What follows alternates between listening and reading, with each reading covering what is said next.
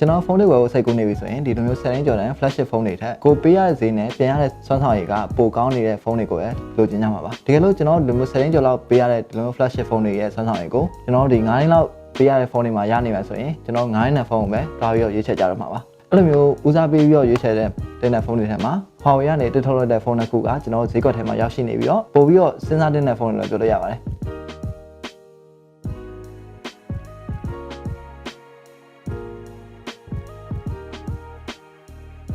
အားလုံးပဲမင်္ဂလာပါကျွန်တော်တော့ Akhayar ကဆိုရဲပါကျွန်တော်အခုပြောရမှာတော့ Huawei ကနေတက်ထုတ်ထားတဲ့ဒီ Huawei Nova 3i နဲ့ Huawei Nova 3 ဖုန်းတွေရဲ့ review ပဲဖြစ်ပါတယ်အခုပြောရမှာတော့ကျွန်တော်တို့ဒီ Huawei Nova 3နဲ့ 3i ဖုန်းတွေကို review ပြုလုပ်ချိန်ကအချိန်အများကြီးများထားခဲ့ပါဘူးအဲ့တော့ကြောင့်ကျွန်တော်အဓိကကိုဒီစွမ်းဆောင်ရည်နဲ့ကင်မရာပိုင်းကိုပဲအဓိကထားပြောရပါမယ်အရင်ဆုံးဒီ design ပိုင်းနဲ့လက်ထက်မှာကန်ထားတဲ့ feeling ကိုပြောမယ်ဆိုရင်ကျွန်တော်တို့ဒီ Nova 3ရော Nova 3i ဖုန်းနှလုံးကထပ်တူနေပါကြာနေတာကိုခံစားရမှာပါ screen ကလည်း 6.3 display ပဲတုံးထားတယ်ဖုန်းရဲ့ရွယ်စားရောကင်မရာပိုင်းဒီဖုန်းအောက်ခြေ power key တွေ volume key တွေအကုန်လုံးကတူနေတာကိုတွေ့ရပါတယ်အလေးချိန်ကလည်းဒီဖုန်းတစ်ခုလုံးကအတူတူပဲလို့တော့ပြောလို့ရပါတယ်ဒါပေမဲ့မတူညီတာကဒီဖုန်းကိုဘေးကကြည့်ရင်စာရောမြင်ရမှာပါကျွန်တော် review အနေနဲ့ခုလုံးကဒီ iris purple အရောင်ဖြစ်တယ်ဒါပေမဲ့ဘေးကကြည့်ရင် Nova 3i ကအပြောင်ဘက်ကိုရောက်နေပြီးတော့ဒီ Nova 3ကခင်းအောင်ဘက်ကိုရောက်နေပါတယ်နောက်ပြီးတော့ Nova 3ရဲ့နောက်ကဘေးပေါင်ကပိုအောက်ကိုခုံထားတဲ့အတွက်ကြောင့်ပိုပြီးတော့ကိုင်းလို့ကောင်းတယ်ပို premium ဖြစ်တယ်လို့ခံစားရပါတယ်ပြီးတော့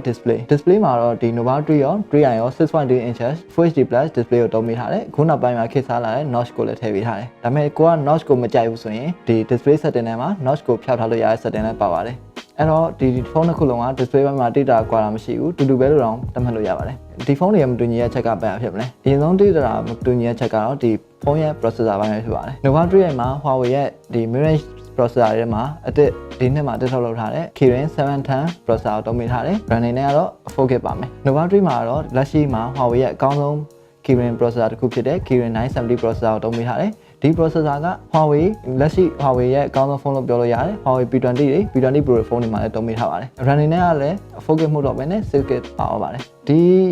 Nova ဖုန်းတွေရဲ့ processor ရဲ့တုံးတဲ့ပုံတော့ကျွန်တော်တို့ဒီ Huawei ကိုချီးကျူးရမယ့်အချက်တစ်ခုပါကျွန်တော်စံတက်ရလောက်ဆိုရင်ဒီ Nova 3ရဲ့ Kirin 710 processor ကအရင်တော့ကတူ Nova 2i ဖုန်းတွေမှာစပြီးတုံးခဲ့တဲ့ Kirin 6.9 processor ထက်စွမ်းဆောင်ရည်ပိုင်းမှာ2ဆနည်းနည်းလောက်ကိုပိုပြီးကောင်းလာပါတယ်အဲ့တော့ကြောင့်ဒီ mid-range ဖုန်းတွေထဲမှာဆိုရင်စွမ်းဆောင်ရည်ပိုင်းတော်တော်လေးကိုကောင်းတယ်လို့ပြောလို့ရတယ်အဲ့လိုပဲ Nova 3ရဲ့ Kirin 970 processor လည်းဒီ P20 မှာတုံးထားတဲ့ CPU ပဲအဲ့တော့စွမ်းဆောင်ရည်ပိုင်းကလုံးဝထိပ်တန်းအဆင့်ရှိနေတယ်ဘယ်ကိန်းလာဘယ်လို application တုံးတကယ် high setting တွေနဲ့ဆောက်လို့ရမယ် application တွေဟန်းသွားတာလက်သွားတာမရှိဘဲနဲ့တုံးလို့ရတယ် RAM ကလည်း 6GB ပါတော့ဒီ multitasking လုပ်ချင်တဲ့လူတွေအတွက်လည်းပိုပြီးတော့ကောင်းတယ်နောက်တစ်ချက်ကတော့ကျွန်တော်တော်တော်လေးသဘောကျမိတဲ့ချက်ပါအဲ့ဒါကတော့ဒီ Huawei Nova 3i ရော Huawei Nova 3 ရောဖုန်းတစ်ခုလုံးမှာ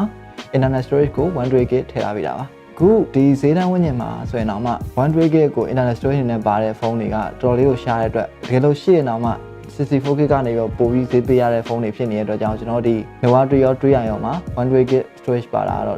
ကျွန်တော် game ထည့်တဲ့လူပဲဖြစ်ဖြစ်တပုံလေးရိုက်များလူပဲဖြစ်ဖြစ်တောင်းဝင်တစ်ချင်းနေနားထောင်တဲ့ data အများကြီးဖုန်းထဲမှာထည့်ထားခြင်းတဲ့လူတွေဖြစ်ကဒီကောင်ကတော်လေးကိုကောင်းတဲ့ချက်ပါ micro SD ကလည်း Sync to slot မှာထည့်လို့ရပါတယ်အဲ့တော့တကယ်လို့ 128GB ကမလောက်သေးဘူးဆိုရင်လည်း micro SD ကနေတော့ထပ်ပြီးတော့ဖြည့်လို့ရပါတယ်ကဲကင်မရာပိုင်းကိုတွားကြတာပေါ့ဒီကင်မရာပိုင်းမှာကတော့ Huawei ကနေ Nova 3 ရော Nova 3i ဖုန်းရောနှစ်ခုလုံးမှာ selfie ကင်မရာပိုင်းကိုတိတာပြောင်းလဲခြင်းမရှိဘူးတူတူပဲတုံးထားတယ်ဒါပေမဲ့ဒီ back camera ဒီကြော back camera မှာတော့မတူညီအောင်တုံးပေးထားပါတယ်ဘယ်လိုမတူလဲဆိုရင်ဒီ Nova 3i ဖုန်းမှာ Aperture f2.2 60MP sensor ပြီးတော့ secondary sensor ကို 2MP sensor ပဲတုံးပေးထားတယ်ဒါကတော့ portrait အတွက်ပေါ့ Nova 3မှာကျတော့ဒီပိုကောင်းတဲ့ 24MP black and white monochrome sensor တုံးထားတယ်secondary camera ကိုလည်း 60MP တုံးပေးထားပါတယ်ဒီ sensor နှစ်ခုလုံးကလည်း f1.5 aperture ကိုတုံးပေးထားတယ်ဆိုတော့ဒီ low light တွေမှာလည်း Nova 3i ထက်တိတတာကိုပိုကောင်းတဲ့ရလဒ်တွေရပါတယ်တကယ်စမ်းကြည့်တဲ့အချိန်မှာတော့ကျွန်တော်ဘယ်လိုမျိုးကွာခြားမလဲပြောရရင်ပုံမှန် point and shoot auto mode နဲ့ရိုက်တယ်ဒီအလင်းရောင်ကောင်းကောင်းရတဲ့ auto အချိန်တွေမျိုးမှာရိုက်မယ်ဆိုရင်တော့ဒီဖုန်းလုံးရဲ့ကွာခြားချက်ကနှစ်ခုဒေတာရှင်ပြီးတော့နှမ်းရှင်မှကွာခြားတာမျိုးပါပုံမှန်မြင်နေကြရင်တော့တိတတာမကွာခြားပါဘူးဒါပေမဲ့ Android ရောက်သွားတဲ့အချိန်ခန်းထဲရောက်သွားတဲ့အချိန်ကျရင်တော့ Nova 3ရဲ့ကင်မရာက Nova 3i ထက်ပိုပြီးတိတတာကိုဒီလေးတွေဖမ်းနိုင်တယ်ပိုပြီးကောင်းတယ်ပြီးတော့ Nova 3မှာက monochrome sensor ကိုတုံးပေးထားတယ်အဲ့တော့ကြောင့် monochrome function တခုကကင်မရာ setting ထဲမှာပါလာပါလိမ့်မယ်အဲ့ monochrome နဲ့ရိုက်တဲ့ကကျွန်တော်တို့ဒီ P20 လို့ဖုန်းမျိုးမှာရိုက်လို့မျိုးပဲ aperture mode တွေ portrait mode တွေဒါမှမဟုတ် normal mode တွေကြိုက်လို့မျိုးရိုက်လို့ရတယ်အဲ့တော့ကိုက monochrome ရတာဒီ black and white ပုံတွေရတာသဘောကျတယ်ကျွန်တော်ဒီ Nova 3ကလက်ရှိဖုန်းတွေထဲမှာအကောင်းဆုံး monochrome ရနိုင်တဲ့ကင်မရာတစ်ခုလို့ပြောလို့ရပါတယ်နောက်ထပ် Huawei ရဲ့နည်းပညာတစ်ခုပါလဲဆိုရင်တော့ကျွန်တော်တို့အခုနောက်ပိုင်းမှာခေတ်စားလာတဲ့ AI နည်းပညာပါ Huawei Nova 3ရော Nova 3ရောဖုန်းတစ်ခုလုံးမှာ AI နည်းပညာတွေပါလာတယ်အဲ့ AI နည်းပညာကဘာတွေလောက်ထားပေးမလဲဆိုရင်ကျွန်တော်တို့တစ်ပင်ဆိုရင် Granny ဆိုတော့တူ sense recognition ပါတယ်အဲ့လိုပဲလူရိုက်မယ်ဆိုရင် portrait ကိုချက်ချင်းပြောင်းပေးတယ်ဒါမှမဟုတ်အစားတောက်ရိုက်မယ်ဆိုရင် full mood ကိုပြောင်းလိုက်ပေးတယ်ဒီလိုမျိုး auto sense တွေပြောင်းပေးတယ်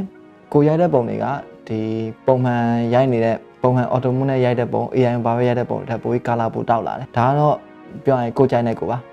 ကျွန်တော်တို့ကတော့တစ်ခါလေကြာအရန် color ကြီးဆိုပြီးတဘာမှမကြတော့မျိုးမကြိုက်ဘူးဒါပေမဲ့တကယ်လို့အဲ့လိုမျိုးကိုကပိုကြိုက်တယ်အရောင်တောက်ကိုကြိုက်တယ်ဆိုရင်တော့ဒါက AI ကပိုအဆင်ပြေမှာပါ portrait ရတဲ့နေရာမှာလည်းကျွန်တော်တို့ဒီ portrait lighting စနစ်တွေပြောင်းလို့ရလာတယ်ပြီးတော့ 3D AI emoji တွေလည်းတုံးလို့ရလာပါတယ်ခုနပြောတဲ့ selfie အနေနဲ့ကတော့ကျွန်တော်တို့ Nova 3ရော Nova 3 iPhone ဖုန်းတစ်ခုလုံးမှာ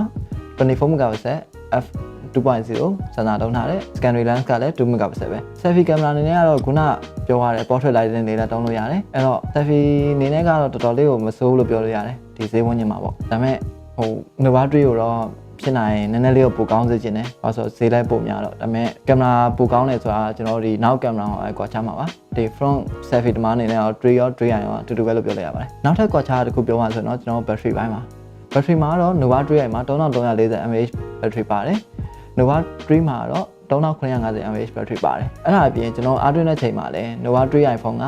ပုံမှန် micro USB 5V 2A charger နဲ့ပဲတွင်တယ်။ဒီ Nova 3 ဖုန်းမှာကျတော့အားသွင်းတဲ့ပုံမြန်တယ်9V 2A